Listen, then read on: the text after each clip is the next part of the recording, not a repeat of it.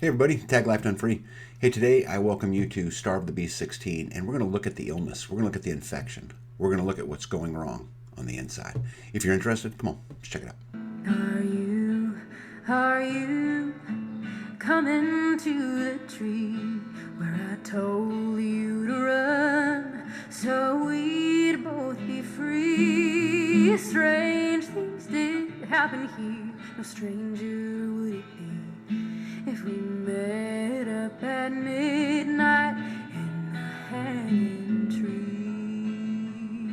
tree. How could they not see it, you might ask? How is it that the world has finally noticed the cognitive decline of Biden, for example? We often call these people sheep. We often ridicule them as stupid or statists. But what if there was something more?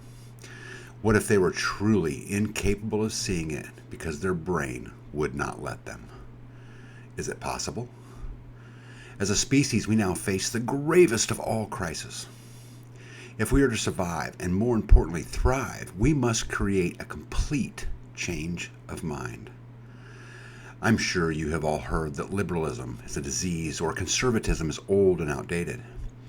Have you considered that us humans are all suffering from a specific sickness that is spreading at an ever-increasing rate? This sickness has infected most people with a mindset that is not suitable for individualism or sovereignty. Let's ponder for a minute that most people today, through the systematic deep state approach, now rely too heavily on just one side of the brain. If this is true, it could lead to a pathological existence ripe with stubbornness, narcissism, lack of empathy, and a complete disconnection from right and wrong. Our brains are living. They're adapting all the time to the inputs they receive. Our brains are conscious and interconnected to our many systems. A brain disease or mental illness then in charge in a person's whole way of being in the world. Our brain has two parts, the left brain and the right brain. So why is this? What purpose could it possibly serve? Well, simply put, they just serve different functions.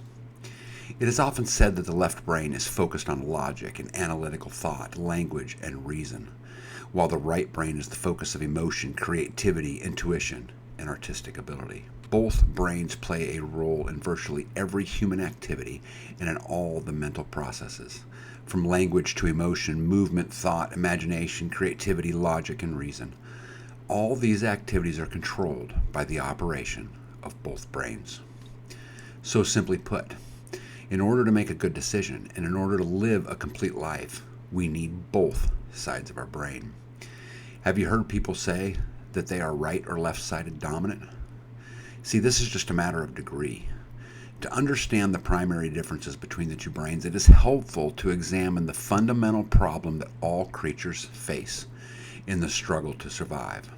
We must eat, while we also protect ourselves from being eaten.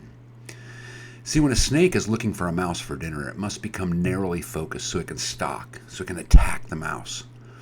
If it only deploys this narrow focus, it becomes oblivious to the surrounding world and becomes an easy meal for the hawk.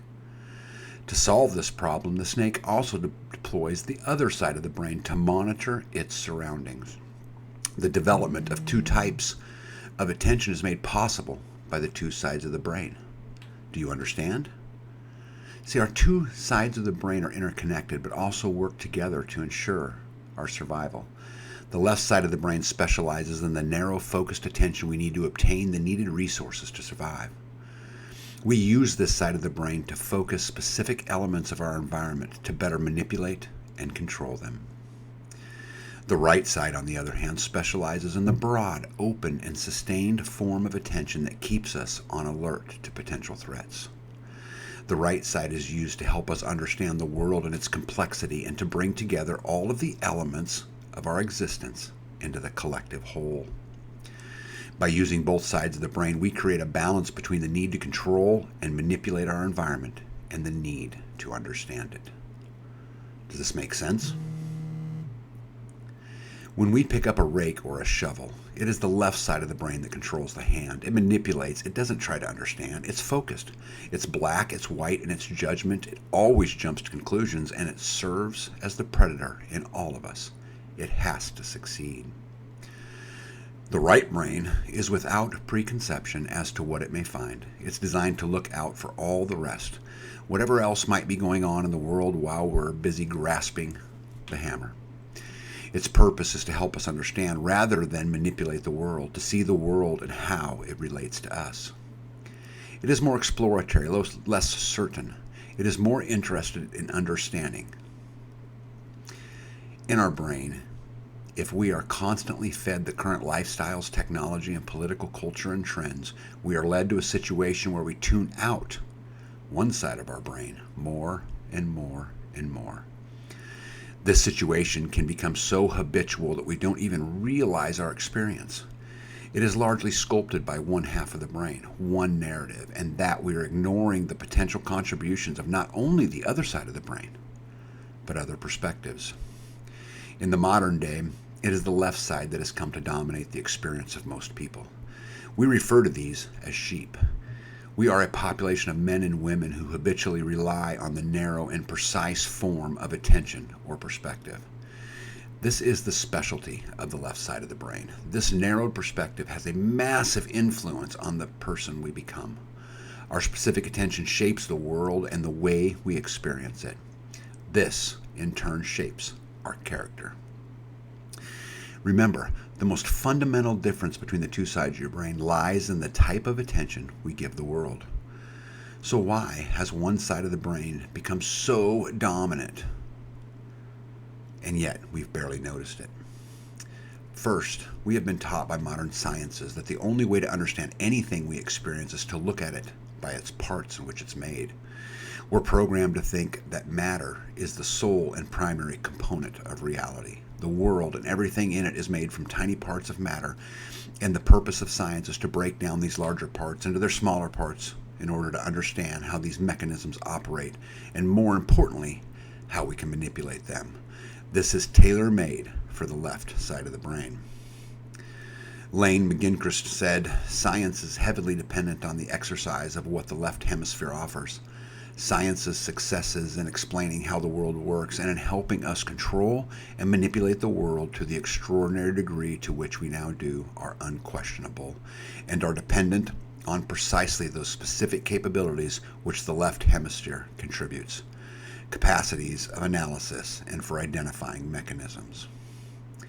Second, modern technology has a major impact on making us reliant on the left brain. As humans, we have become so addicted to our technologies that most people spend all of their free time with their technology. Have you ever seen a playground full of kids with nobody playing? Have you ever watched the modern day zombies walking down the sidewalk with their phones in their hands? How many people do you pass every day watching their phones while driving? The social media provides you with an opposing view.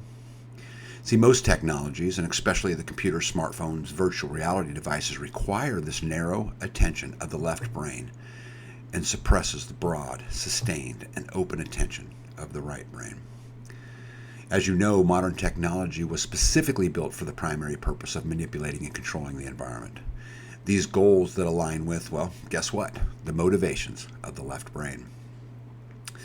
Modern technology is evidence of the need for power and control over the world, which is, of course, the primary motivation of the left brain, and the primary destroyer of the right brain on which we rely for our sense of depth in every sense of the word.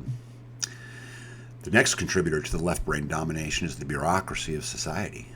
See, the system or the state has exploded in size, power, and scope. Did you get your dog permitted? Do you need a permission to collect rainwater? Do you have a say in the lessons that are taught in our schools? See, the bureaucrats' tentacles have infiltrated every area of society. Opportunities for creativeness and critical thinking have declined, and human life is now completely patterned. What time does the bell ring? What time do you wake up? When's lunch? See, we simply just check boxes and follow the rules and procedures of some government bureaucrat. An individual dominated by the left brain takes on the world we feel right at home in a world where following rules and procedures is the norm. When we build the left brain, we create a better soldier, a better factory worker, and the machine rolls on. If I wanted to build a better citizen, I'd remove things like art and music. I wouldn't want the big picture thinkers, but instead the narrow, focused soldiers. I would discourage time with nature and religion. I would discourage critical thought by relying on the precedents of previous times.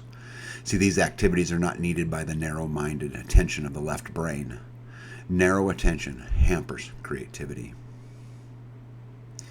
These activities that rely on the power of the right brain have been crowded out by the pursuits fed to us by technology and structure.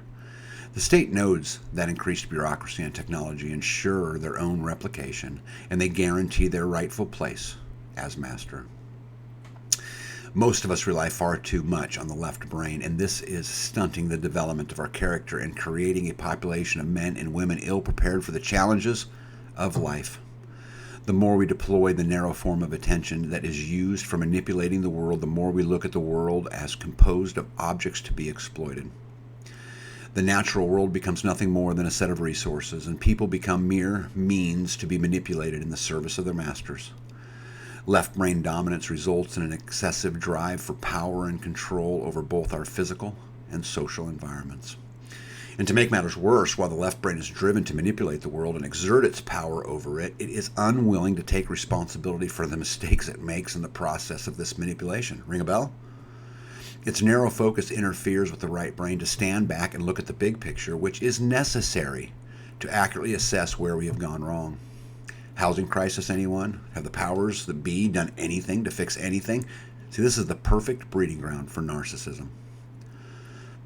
The left brain is unreasonable, it's stubborn, it's convinced of its own correctness, and in this, empathy dies. This is why we hate each other. This is why people struggle today seeing someone else's point of view. And behind the scenes, the system knows it, and this is why we are sick. This is the great illness of society.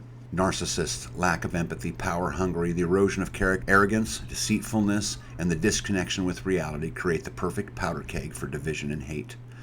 It encourages civil war and depression. It creates a world where no one is accountable.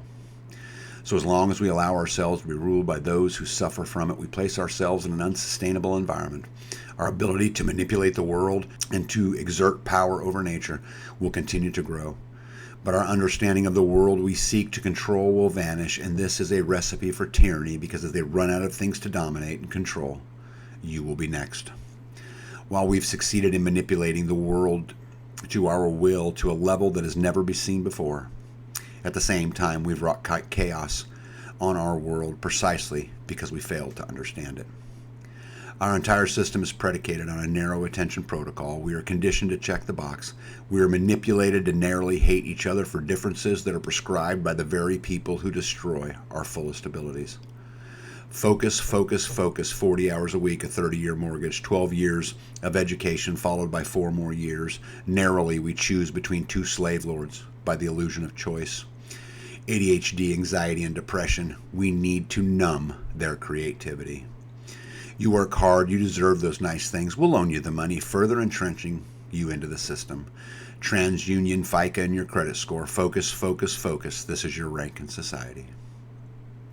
Or you could paint, you could draw, you could go outside, you could look at the stars, you could turn off your phone and your TV. You could create relationships face to face, in person, but at the end of the day. Are